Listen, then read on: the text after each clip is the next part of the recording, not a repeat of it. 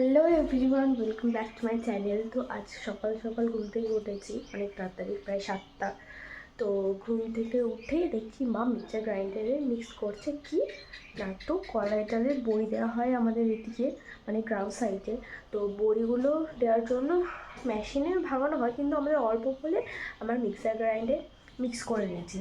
তো তারপরে এই যে এমন হয়েছে জিনিসটা, এটাকে হাত দিয়ে মাখতে হবে আরও।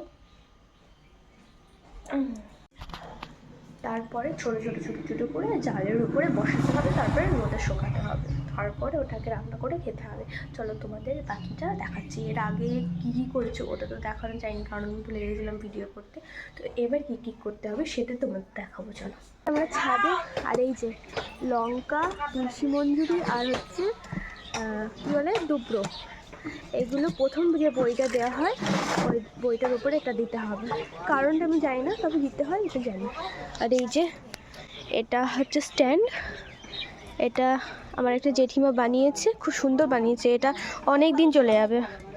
আর এই যে সব রেডি করেছে মা, যে মা আমাদের প্রথম বড়ি দিচ্ছে।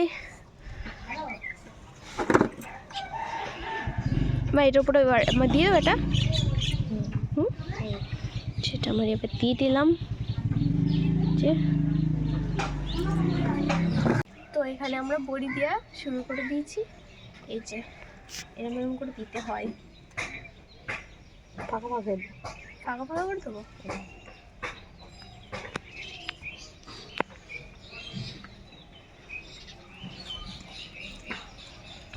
আমাদের সাথে সেরকম রোদ লাগেনি, জেঠিমাদের ছাদে প্রচুর রোদ, একটু পরে যদি লেগে যাবে রোদ, কারণ আমাদের এদিকে গাছ আছে দুটো পুরো, সেজন্য দেখা যাচ্ছে না, আসছে না রোদ।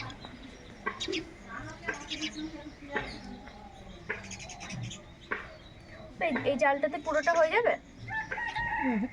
হবে না পুরোটা, তাই জন্য বলছি ফাঁকা ফাঁকা করে দিই। ফাঁকা ফাঁকা করে দিলে হয়ে যাবে। ও হয়ে যাবে, আমারগুলো ভালো হচ্ছে, আমিও ভালো দিচ্ছি গাইস। দিদির একটা দিতে দিতে কাকি দুটো হয়ে গেল। আমি তো এক্সপিরিয়েন্স করিনি, আগে আগে করলেও, যদিও মানে আমার হাত স্লো, আমি পারি না বেশি, মা ভালো দেয়, মার অনেক কিন্তু এক্সপিরিয়েন্স। আরে দিতে দিতে হাতটা মানে স্পিড হয়ে যাবে। আমি তো 3টে 4টে দিলাম, যখন শেষে দিয়ে দেবো তখন আবার হাতটা। মা এইটা কেন দেয় মা? ওই বড়ি বসালে তার জন্য বলে এটাকে ধান আর দুব্রো লঙ্কা দিলে বলে যেটাকে বিয়ে দেওয়া বলে। মানে বড়ির বিয়ে? হ্যাঁ, বড়ি দিয়া মানে বিয়ে দেওয়া। হ্যাঁ তুই বলে শুনেছি। আর এরা সবাই বর যাচ্ছে। হ্যাঁ, দারুণ ব্যাপার। মোটামোটাই তো হচ্ছে না। ঠিকই আছে, ঝোলের মধ্যে যখন দেবা তখন রসগোল্লার মতো একদম ফুলে উঠবে।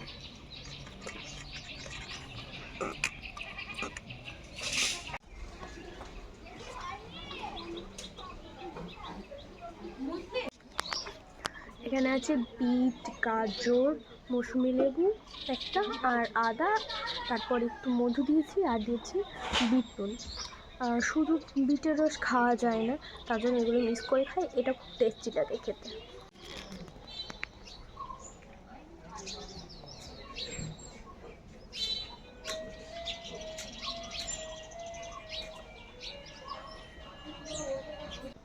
তারপরে চলে এসেছি ব্রেকফাস্ট নিয়ে। মানে ডিম সিদ্ধ আছে, একটা আমি অলরেডি খেয়ে নিয়েছি হাফ, আর দুটো নিয়েছি, তার মধ্যে হাফ একটা আমি খেয়ে নিয়েছি। তারপরে ভাবলাম যে ভিডিও করতে হবে, তো চলো।